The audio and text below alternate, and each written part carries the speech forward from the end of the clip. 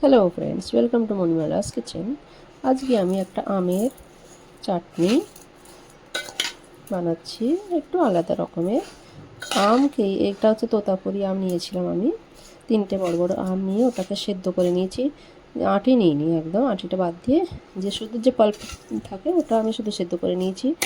আর সেই পরিমাণ মতোই চিনি দিয়েছি। চিনি দিয়ে এটাকে আমি মিক্স করে কিছুক্ষণ রেখে দেবো।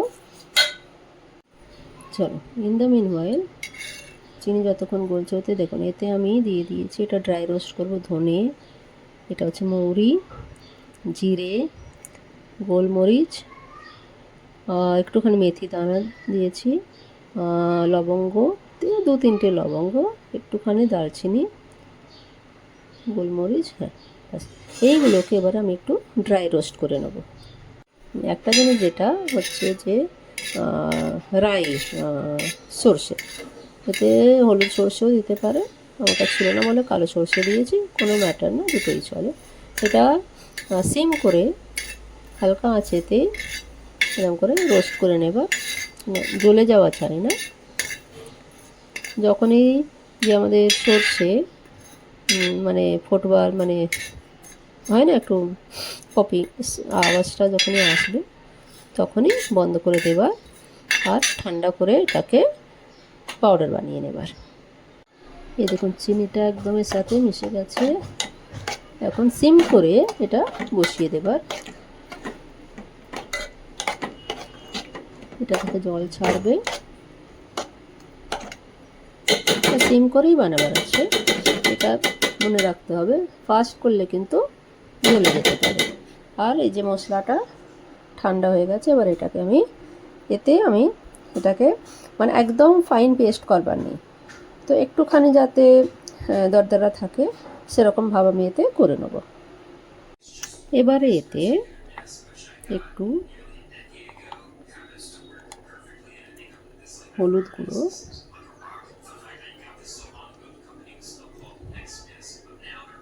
ব্যাস। আর এটা একটু ঝাল, টক, মিষ্টি সব রকম একটু হবে। একটু লঙ্কা গুঁড়ো, গোলমরিচও আছে তাই জন্য একটু অল্পই, আর নুন,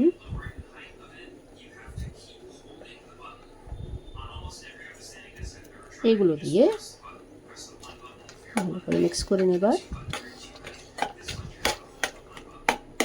এইটা ঠিক মানে টক, ঝাল, মিষ্টি খুব সুন্দর একটা স্বাদ হয়।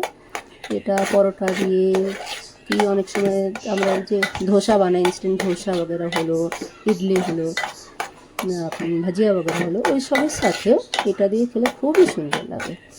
একটা আলাদা রকমের রেসিপি।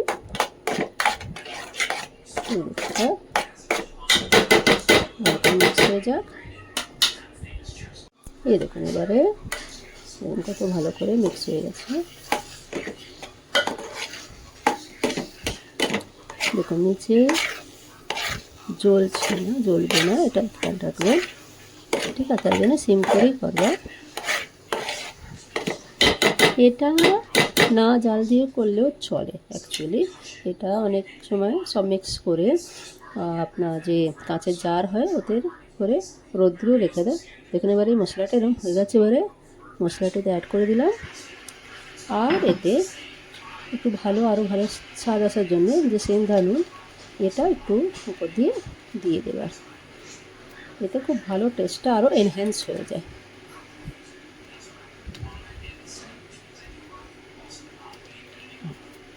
এটা ভালো করে মিক্স করে দিই।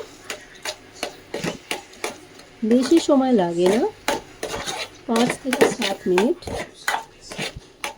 তারপরে এটা গ্যাস বন্ধ করে ঢাকা দিয়ে রেখে দেবে, ব্যাস এটা হয়ে যাবে তৈরি। এটাকে মিক্স করে দিলাম আমি, ব্যাস এবার এটা তৈরি হয়ে যাচ্ছে। গ্যাসটা সিম করে দিলাম। এবারটা ঢাকা দিয়ে ঠান্ডা করার জন্য আমি রেখে দেবো। এই দেখুন বেশি একদম তলা ধরে না, কিছু না, এটা খেয়াল রাখবেন। তৈরি হয়ে গেছে। এবার এটা 2-3 ঘন্টা এরকমই রেখে দেবো। তো ওটা কী হয়, একদম সব মশলাগুলো ওতে ভালো করে ম্যারিনেট হয়ে খুবই ভালো স্বাদ হয়। এরম করে দেখুন, একটা আলাদা রকমের রেসিপি হচ্ছে, একদম জলের একটা ফোঁটা যেন না যায়, সেদ্ধর সময়ও না, কিছুর সময় না। ঠিক আছে, এরম করে দেখুন। আমের একটা চাটনির রেসিপি হচ্ছে এটা। এটা ভালো লাগলে আমার চ্যানেলকে লাইক, শেয়ার আর কমেন্ট করবেন। Thank you.